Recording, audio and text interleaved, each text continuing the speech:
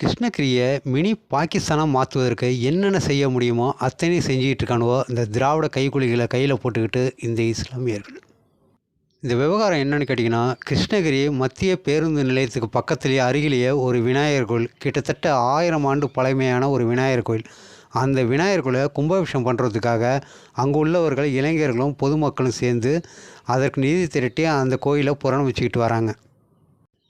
இந்த புகழ்பெற்ற வரசித்தி விநாயகர் கோயிலை இனிமேல் யாரும் சாமி கும்பிட வரக்கூடாது, இந்த கோவிலில் புறணமைப்பு வேலைகள் நடக்கக்கூடாதுன்னு சொல்லி குறிப்பாக இஸ்லாமிய பெண்கள் எல்லாம் சேர்ந்து கோவில் வாசல்லே பிரச்சனை பண்ணிக்கிட்டு இருக்காங்க.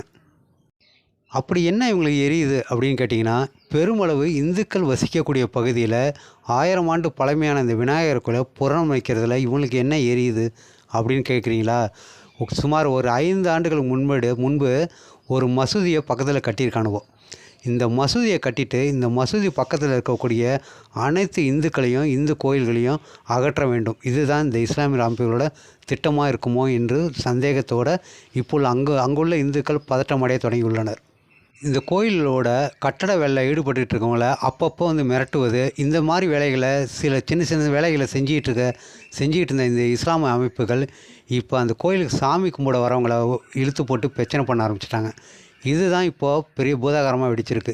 இந்த சாமி கும்பிட வந்தவங்களை வம்புழுக்க போய் தான் இப்போ இந்த விவகாரம் பெரிய அளவில் கிருஷ்ணகிரியில் பதட்டமாக இருக்கிறது.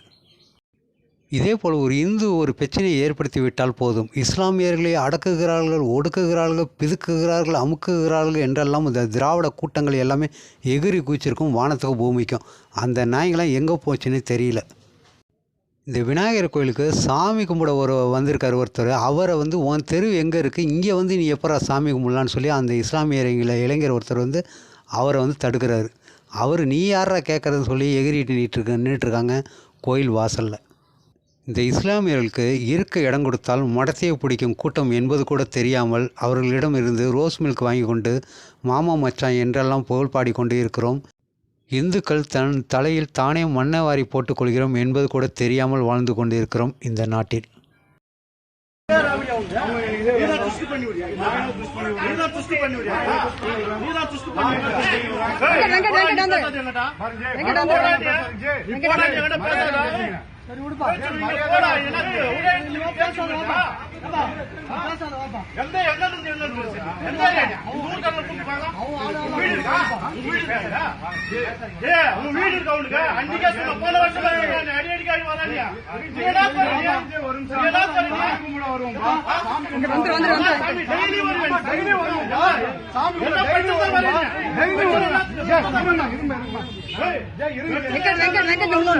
உள்ளவா வெங்கட்